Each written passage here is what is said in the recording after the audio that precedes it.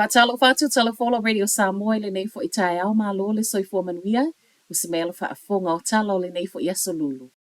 Whaamaonia soli tū la fono o le tama au kilani na ia whaiele silia maleiva se lau warrant of fitness o te avale tangata wha soli tū la fono. O Brett Wayne Robertson o leana ave le waka kotahi le tū la fono. Ona olona wha o ngaina wha ala tu o le lesitala wa ta u o le motor vehicle register. E na te whaiai warrant of fitness o te avale. Ma i le whaamatalaino le nei soli tū la fono o se uru wa i taimi lea u whaia i se tasi. Se mea whaapea. O Robinson e le i whai ngā luenga mua mole waka kotahi, peitai. O leana ia wha o ngā ina wha maumau ngā se tasi o tangata sā whai ngā luenga mua. Ai e le o toi whai ngā luenga mole pūlenga. Ai mole silia maleiva se lau lea e ana ina ta avale sa whai e Robinson, Warrant of Fitness, o le uwha alea o ngā umai le waka kotahi ma uasa wai male wha atanunga. Ua tatau na toe anga ai isi ini sinia esi e toe siaki e ta avale. O le whaasalanga wa au mai e le whaamasinonga mo Robinson, o le tūli o le whaasalanga mo le valu masina e whaia le ilo na whale, ma ua whaatonu ina fo i nante tutongia le whaasalanga tupi. O le aile i lewa na tatala le soso o ngā fau o le motorway le vau puhoi mo Walkworth i mātū. Peita e o le ua iei ngā luenga whaalelea ua whaia iai, ma ua whesiling iai nei lo na saunga le mu. Valu se lau valu se fulu miliona le tau ato o le motorway fau le nei. Ma i reporti o le ua vaia le ta e o nisi o pui o le awala ma fua mai i taimi e solo ai le palapala. Tala le tua New Zealand, o le alavana i loa i le pulenga o whemalanga ingal whaafita auli le nei, ai ele i o tia le li pine i le masina walu, mai le insinia o mea lava e tutupu. Peita ai mai le waka kotahi, ele o se matua i a whahai na tele, ma o le awala fo i olo o matua i lava lo na malosi i taimi e wha le tono i le tau, wha apea ai ma lo na saunga le mu. O sawe fo i manisi o tala, o le alavana i loa le waka kotahi e le ma whai ona fause motorway, i lunga o le whanua u whawai nei. Ma a o whau le motorway pea ma le tolu se fulu, isi maunga solo na wha mawina i lea taimi. Mai tangata so e wha apitoa, e feo lolo le wha leanga ina o iei nei nai lo isi, e toe tūla i mai, pe a whai ai toe so o le motorway le nei, e wha awa watu i mātū. Mai le minister o Whemalanga Inga David Parker, o le waia tāpā vave se tali le waka kotahi e tūsama le tala o sau, ma ua whaalia i fo ele minister o tatau ona toe tapuni, pe a whai e le o saunga le mu, ai maila pule nu o au kilani Wayne Brown, o se mai maunga o le 4 miliona na aluai.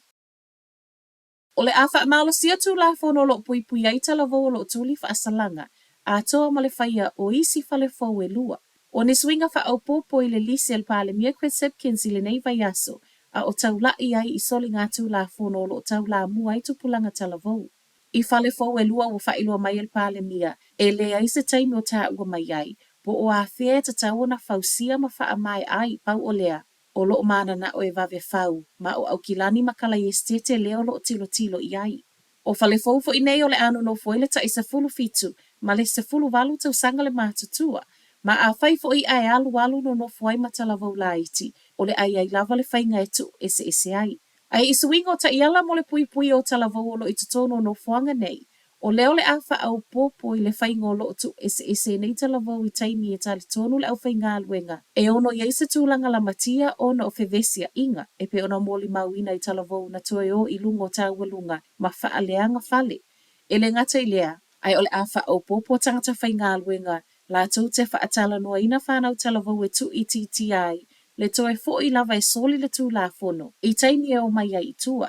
O le fo i o le ato e teu le tū la fono e mawhai ai le au whainga aluenga na so o se tasi e ulu fale. I no foanga o lo o whaasala i tala vau ina ia mauti noa, e le sa watu i totonu nisi lava a upenga, telefoni, whaapea i matapaa. Ua toe wala o mai e whaafo i atu whanguan yani wa tā ua pickled onions, o ne masalo mia e ono iei totonu tiwata. O whangu neo le tu ai ngā Woolworth le countdown o lo o whaatau mai initia, 5 se lau kalama. Ma o lo o whaatau ina i totonu o whangu tiwata e tūsam whaamtalanga mai le matanga luenga o primary industries.